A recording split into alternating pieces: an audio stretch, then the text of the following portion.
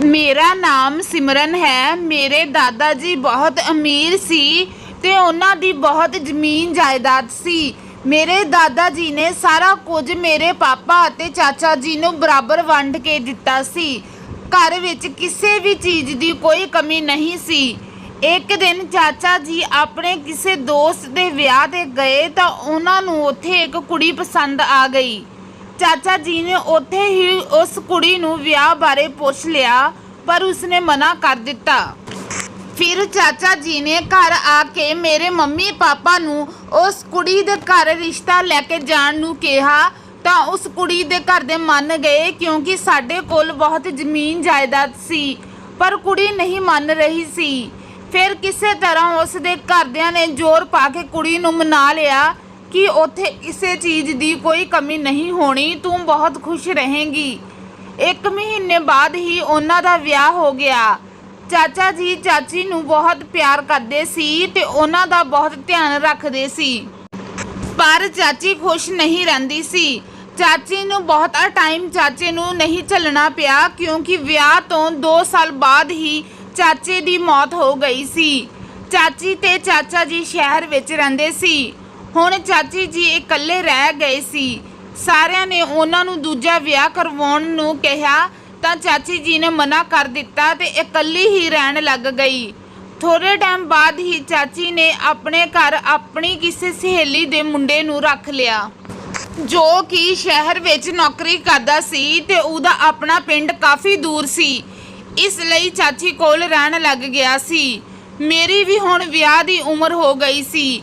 ਮੈਂ ਆਪਣੇ ਮਾਪਿਆਂ ਦੀ ਇੱਕ ਔਲਾਦੀ ਔਲਾਦ ਸੀ। ਮੰਮੀ ਪਾਪਾ ਨੂੰ ਮੇਰੇ ਵਿਆਹ ਦੀ ਬਹੁਤ ਟੈਨਸ਼ਨ ਸੀ। ਅਸੀਂ ਬਹੁਤ ਅਮੀਰ ਸੀ, ਇਸ ਲਈ ਰਿਸ਼ਤੇ ਤਾਂ ਬਹੁਤ ਆਉਂਦੇ ਸੀ, ਪਰ ਕੋਈ ਵੀ ਸਿਰੇ ਨਹੀਂ ਚੜ੍ਹਦਾ ਸੀ। ਹਰ ਕੋਈ ਮੈਨੂੰ ਦੇਖ ਕੇ ਮਨਾ ਕਰ ਜਾਂਦਾ ਸੀ, ਕਿਉਂਕਿ ਮੇਰਾ ਰੰਗ ਸਾਂਵਲਾ ਸੀ ਤੇ ਮੈਂ ਸੋਹਣੀ ਵੀ ਨਹੀਂ ਸੀ। ਮੇਰੇ ਘਰ ਦੇ ਦਾਜ ਵਿੱਚ ਗੱਡੀ ਦੇਣ ਨੂੰ ਵੀ ਤਿਆਰ ਹੋ ਜਾਂਦੇ ਸੀ, ਫਿਰ ਵੀ ਕੋਈ ਰਿਸ਼ਤੇ ਨੂੰ ਹਾਂ ਨਹੀਂ ਕਰਦਾ ਸੀ। ਮੈਂ ਵੀ ਬਹੁਤ ਜ਼ਿਆਦਾ ਉਦਾਸ ਹੋ ਜਾਂਦੀ ਸੀ। ਫਿਰ ਮੰਮੀ ਮੈਨੂੰ ਹੌਸਲਾ ਦਿੰਦੇ ਕਿ ਤੇਰੇ ਵਿੱਚ ਕੋਈ ਕਮੀ ਨਹੀਂ, ਬਸ ਦੇਖਣ ਵਾਲਿਆਂ ਦੀਆਂ ਹੀ ਅੱਖਾਂ ਖਰਾਬ ਨੇ। ਮੈਂ ਆਪਣੀ ਜ਼ਿੰਦਗੀ ਤੋਂ ਬਹੁਤ ਦੁਖੀ ਹੋ ਗਈ ਸੀ, ਕਿਉਂਕਿ ਮੈਂ ਚਾਹੁੰਦੀ ਸੀ ਕਿ ਮੇਰੀ ਵੀ ਫੈਮਿਲੀ ਹੋਵੇ, ਬੱਚੇ ਹੋਣ। ਚਾਚੀ ਵੀ ਥੋੜੇ ਦਿਨਾਂ ਬਾਅਦ ਘਰ ਆਉਂਦੇ ਰਹਿੰਦੇ ਸੀ ਤੇ ਮੇਰੇ ਨਾਲ ਹਮਦਰਦੀ ਜ਼ਾਹਿਰ ਕਰਕੇ ਚਲੇ ਜਾਂਦੇ ਸੀ। ਇੱਕ ਦਿਨ ਮੰਮੀ ਪਾਪਾ ਨਾਲ ਲੜ ਪਏ ਕਿ ਜੇ ਇਸ ਨੂੰ ਇੰਨਾ ਹੀ ਦੁੱਖ ਆ ਤੇ ਜਿਹੜਾ ਆਪਣੇ ਘਰ ਸਹੇਲੀ ਦਾ ਮੁੰਡਾ ਰੱਖਿਆ ਉਸ ਨਾਲ ਸਿਮਰਨ ਦਾ ਵਿਆਹ ਕਰਵਾ ਦੇਵੇ।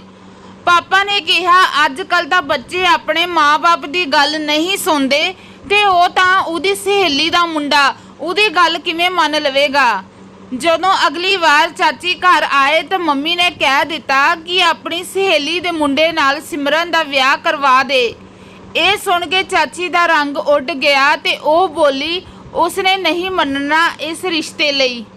ਫਿਰ 10 ਕੁ ਦਿਨਾਂ ਬਾਅਦ ਚਾਚੀ ਆਈ ਤੇ ਪੁੱਛਣ ਲੱਗ ਗਈ ਕਿ ਕਿਵੇਂ ਸਿਮਰਨ ਦੀ ਗੱਲ ਬਣੀ ਕਿਤੇ। ਮੰਮੀ ਬੋਲੀ ਨਹੀਂ। ਚਾਚੀ ਨੇ ਕਿਹਾ ਮੇਰੀ ਸਹੇਲੀ ਦੇ ਮੁੰਡੇ ਨੇ ਸਿਮਰਨ ਨਾਲ ਵਿਆਹ ਕਰਵਾਉਣ ਲਈ ਹਾਂ ਕਰ ਦਿੱਤੀ।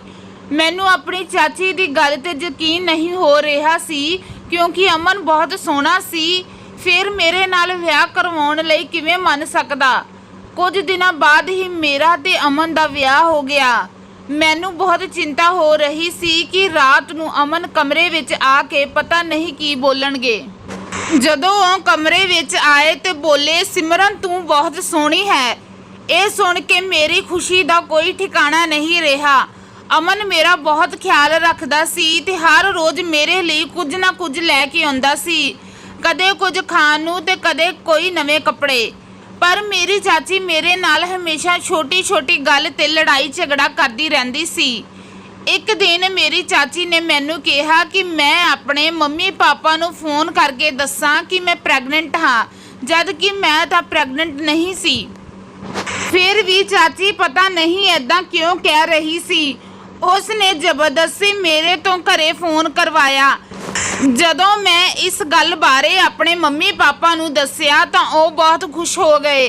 ਕੁਝ ਦਿਨਾਂ ਬਾਅਦ ਹੀ ਮੇਰੀ ਚਾਚੀ ਦਾ ਢਿੱਡ ਬਾਹਰ ਨਿਕਲਣ ਲੱਗਿਆ, ਜਿਵੇਂ ਉਹ ਪ੍ਰੈਗਨੈਂਟ ਹੁੰਦੀ। ਜਦੋਂ ਮੈਂ ਚਾਚੀ ਨੂੰ ਪੁੱਛਿਆ ਤੇ ਉਹ ਕਹਿੰਦੇ ਹਾਂ ਮੈਂ ਪ੍ਰੈਗਨੈਂਟ ਹਾਂ। ਮੈਨੂੰ ਇਹ ਸੁਣ ਕੇ ਬਹੁਤ ਹੈਰਾਨੀ ਹੋਈ। ਮੈਂ ਕਿਹਾ ਇਹ ਕਿਵੇਂ ਹੋ ਸਕਦਾ ਹੈ, ਇਹ ਬੱਚਾ ਕਿਸ ਦਾ ਹੈ। ਮੇਰੀ ਚਾਚੀ ਬੋਲੀ ਤੇਰੇ ਚਾਚੇ ਦਾ ਹੀ ਬੱਚਾ ਹੈ। ਇਹ ਸੁਣ ਕੇ ਮੈਂ ਹੋਰ ਵੀ ਜ਼ਿਆਦਾ ਪਰੇਸ਼ਾਨ ਹੋ ਗਈ ਕਿਉਂਕਿ ਚਾਚੇ ਨੂੰ ਮਰੇ ਹੋਏ ਨੂੰ ਤਾਂ ਬਹੁਤ ਟਾਈਮ ਹੋ ਗਿਆ ਸੀ। ਹੁਣ ਮੈਂ ਇਹ ਸਭ ਬਾਰੇ ਆਪਣੇ ਪਤੀ ਅਮਨ ਨੂੰ ਦੱਸਿਆ ਤਾਂ ਉਹ ਬੋਲਿਆ ਜਿਵੇਂ ਤੇਰੀ ਚਾਚੀ ਕਹਿ ਰਹੀ ਤੂੰ ਉਦਾਂ ਹੀ ਕਰ। ਅਮਨ ਦੀ ਗੱਲ ਸੁਣ ਕੇ ਮੈਂ ਹੋਰ ਵੀ ਜ਼ਿਆਦਾ ਪਰੇਸ਼ਾਨ ਹੋ ਗਈ। ਚਾਚੀ ਨੇ ਇੱਕ ਮੁੰਡੇ ਨੂੰ ਜਨਮ ਦਿੱਤਾ ਤੇ ਉਸ ਦੇ ਪਾਲਣ ਪੋਸ਼ਣ ਦੀ ਜ਼ਿੰਮੇਵਾਰੀ ਮੈਨੂੰ ਦੇ ਦਿੱਤੀ। 1 ਸਾਲ ਬਾਅਦ ਫਿਰ ਮੇਰੀ ਚਾਚੀ ਪ੍ਰੈਗਨੈਂਟ ਹੋ ਗਈ। ਇਸ ਵਾਰ ਫਿਰ ਪੁੱਛਣ ਤੇ ਕਹਿਣ ਲੱਗੀ ਕਿ ਤੇਰੇ ਚਾਚੇ ਦਾ ਹੀ ਬੱਚਾ। ਮੈਨੂੰ ਤਾਂ ਕੁਝ ਸਮਝ ਨਹੀਂ ਆ ਰਿਹਾ ਸੀ, ਪਰ ਮੈਂ ਇੰਨਾ ਜ਼ਰੂਰ ਸਮਝ ਗਈ ਸੀ ਕਿ ਚਾਚੀ ਝੂਠ ਬੋਲ ਰਹੀ ਹੈ ਤੇ ਮੇਰੇ ਤੋਂ ਕੁਝ ਛੁਪਾ ਰਹੀ ਸੀ। ਮੈਂ ਚਾਚੀ ਦੇ ਇਸ ਰਾਜ਼ ਦਾ ਪਤਾ ਕਰਨਾ ਚਾਹੁੰਦੀ ਸੀ।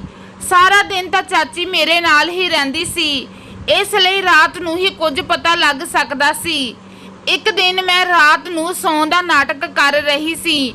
ਅਮਨ ਕਮਰੇ ਵਿੱਚ ਆਇਆ ਤੇ ਸੋ ਗਿਆ। ਮੇਰੀ ਵੀ ਅਚਾਨਕ ਅੱਖ ਲੱਗ ਗਈ ਤੇ ਰਾਤ ਦੇ 2 ਵਜੇ ਦੇ ਕਰੀਬ ਮੈਨੂੰ ਜਾਗ ਆਈ ਤੇ ਅਮਨ ਕਮਰੇ ਵਿੱਚ ਨਹੀਂ ਸੀ। ਮੈਂ ਬਾਹਰ ਜਾ ਕੇ ਦੇਖਿਆ ਤਾਂ ਅਮਨ ਕਿਤੇ ਵੀ ਨਹੀਂ ਸੀ।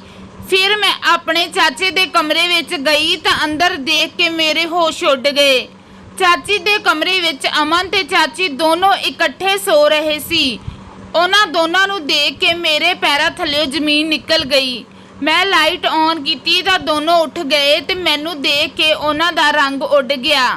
ਮੈਨੂੰ ਬਹੁਤ ਜ਼ਿਆਦਾ ਗੁੱਸਾ ਆਇਆ ਤੇ ਮੈਂ ਅਮਨ ਦੇ ਮੂੰਹ ਤੇ ਜ਼ੋਰ ਦੀ ਥੱਪੜ ਮਾਰ ਦਿੱਤਾ ਤਾਂ ਚਾਚੀ ਬੋਲੀ ਤੇਰੀ ਹਿੰਮਤ ਕਿਵੇਂ ਹੋਈ ਮੇਰੇ ਪਤੀ ਤੇ ਹੱਥ ਚੁੱਕਣ ਦੀ।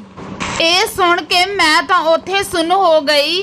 ਚਾਚੀ ਨੇ ਸਾਰਿਆਂ ਨੂੰ ਝੂਠ ਬੋਲਿਆ ਸੀ ਕਿ ਅਮਨ ਉਸ ਦੀ ਸਹੇਲੀ ਦਾ ਮੁੰਡਾ ਹੈ, ਪਰ ਅਸਲ ਵਿੱਚ ਉਹ ਉਸ ਦਾ ਪਤੀ ਸੀ ਤੇ ਮੇਰੇ ਨਾਲ ਵਿਆਹ ਵੀ ਇਸ ਲਈ ਕਰਾਇਆ ਸੀ ਤਾਂ ਕਿ ਮੇਰੀ ਸਾਰੀ ਜ਼ਮੀਨ ਜਾਇਦਾਦ ਵੀ ਉਹਨਾਂ ਨੂੰ ਮਿਲ ਜਾਵੇ ਕਿਉਂਕਿ ਮੇਰਾ ਹੋਰ ਕੋਈ ਭੈਣ ਭਰਾ ਨਹੀਂ ਸੀ। ਉਹਨਾਂ ਨੇ ਮੈਨੂੰ ਬਹੁਤ ਵੱਡਾ ਧੋਖਾ ਦਿੱਤਾ। ਮੈਂ ਉਸੇ ਟਾਈਮ ਆਪਣੇ ਪਾਪਾ ਨੂੰ ਫੋਨ ਕੀਤਾ ਤੇ ਸਾਰਾ ਕੁਝ ਦੱਸ ਦਿੱਤਾ। ਪਾਪਾ 2 ਘੰਟਿਆਂ ਵਿੱਚ ਹੀ ਪੁਲਿਸ ਨੂੰ ਲੈ ਕੇ ਆ ਗਏ ਤੇ ਉਹਨਾਂ ਦੋਨਾਂ ਨੂੰ ਪੁਲਿਸ ਫੜ ਕੇ ਲੈ ਗਈ। ਉਹਨਾਂ ਨੇ ਮੇਰੇ ਨਾਲ ਧੋਖਾ ਕੀਤਾ ਸੀ। ਮੈਂ ਅਮਨ ਨੂੰ ਤਲਾਕ ਦੇ ਦਿੱਤਾ ਤੇ ਆਪਣੇ ਮੰਮੀ ਪਾਪਾ ਕੋਲ ਚਲੀ ਗਈ। ਅੱਜ ਵੀ ਮੈਂ ਇਸ ਸਦਮੇ ਵਿੱਚੋਂ ਬਾਹਰ ਨਹੀਂ ਆਈ ਤੇ ਦੁਬਾਰਾ ਵਿਆਹ ਕਰਵਾਉਣ ਬਾਰੇ ਨਹੀਂ ਸੋਚ ਸਕਦੀ। ਕਦੇ ਵੀ ਪੈਸਿਆਂ ਦੀ ਖਾਤਰ ਕਿਸੇ ਦੀ ਜ਼ਿੰਦਗੀ ਬਰਬਾਦ ਨਾ ਕਰੋ। ਸੋ ਦੋਸਤੋ, ਕਹਾਣੀ ਕਿਵੇਂ ਦੀ ਲੱਗੀ ਦੱਸਣਾ ਜ਼ਰੂਰ ਤੇ ਇਸੇ ਤਰ੍ਹਾਂ ਦੀਆਂ ਹੋਰ ਵੀਡੀਓਜ਼ ਦੇਖਣ ਲਈ ਸਾਡੇ ਚੈਨਲ ਨੂੰ ਜ਼ਰੂਰ ਸਬਸਕ੍ਰਾਈਬ ਕਰਨਾ। ਹੁਣ ਮਿਲਦੀ ਹਾਂ ਇੱਕ ਨਵੀਂ ਵੀਡੀਓ ਦੇ ਨਾਲ, ਤਦ ਤੱਕ ਲਈ ਧੰਨਵਾਦ।